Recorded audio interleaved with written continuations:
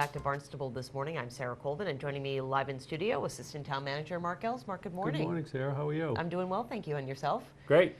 Great to have you here in the studio. I'm going to talk a little bit about the storm, but before we do that, I want to get the update on e-permitting. And I think slowly but surely kind of getting all the things in place. It seems like we're kind of in the organizational back end of it right now.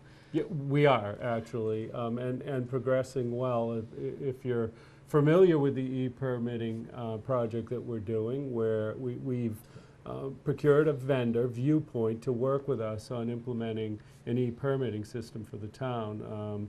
This has been a goal and priority for our council and manager, so we're excited to move forward with this project. And basically what we're doing right now is our information systems department is working with Viewpoint and uploading information. So they're creating the databases that we will use once we go live to our public with the Viewpoint system. And they're progressing well. They're right on schedule. They began the beginning of January. We expect this to be an 8 to 10 month project. And at that point, it will go live, meaning it will be available to the public for use. And so we're building this. We're meeting with our employees because obviously there's a thorough level of understanding that they need to gain on this, and also to participate so that they, behind the scenes, become a critical part of the functioning system that we have. And we're doing it throughout the organization, but at first we're focusing on our regulatory services division.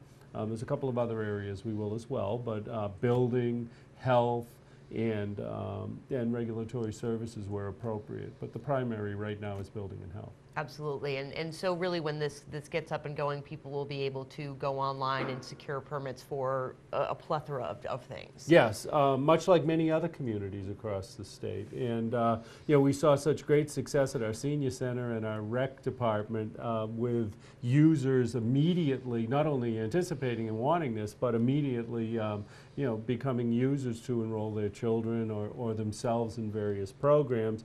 This is more focused on on permits than it is on programs, but very similar, simple access through the internet. You can pay right there. You have plenty of options to, if it's a very complicated permit, for example, to be able to put in all the information and then go downtown with plans and meet with the same people you normally would. If it's simpler and more straightforward, then you can do it all online. You can pay or you can hold and not pay. There's all sorts of options available. The other part of this that we'll ultimately do as well is provide some training, both face-to-face training, probably the contractors, but a lot of the contractors already do this in other communities, so this won't be that big of a challenge, but going out there to our public and both person to person and probably online, provide a simple tutorial so somebody's comfortable with going in and doing this.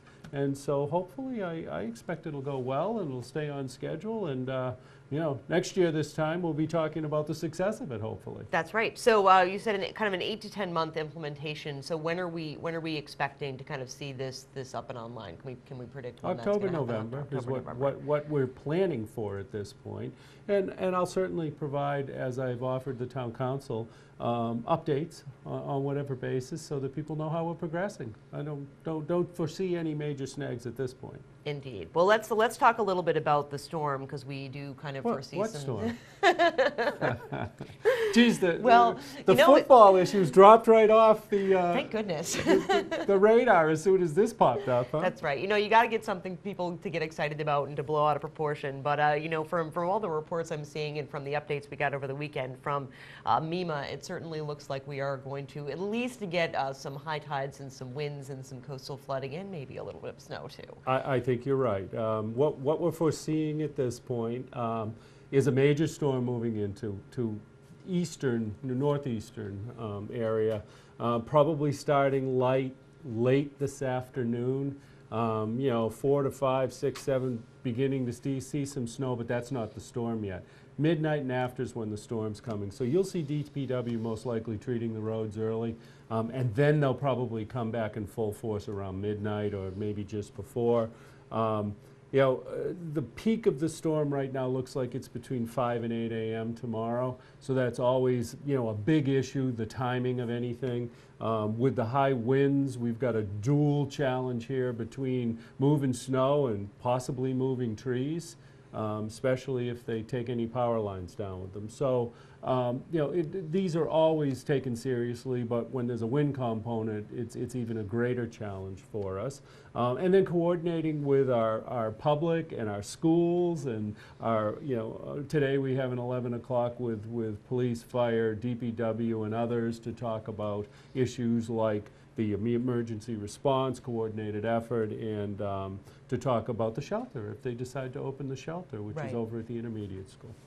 Indeed. So certainly I think that this time, as we've talked about before, it's all about getting everybody communicating and coordinating and everybody knowing their role and getting ready to prepare for the worst. So we're right now, again, looking at the worst between 5 and 8 a.m. tomorrow morning. I think there's, and it could be 1 to 2 inches per hour or more. That's a blizzard condition with these winds. I just advise you, I know people like to stay to their routines, but I would advise you to stay off the road during these peaks.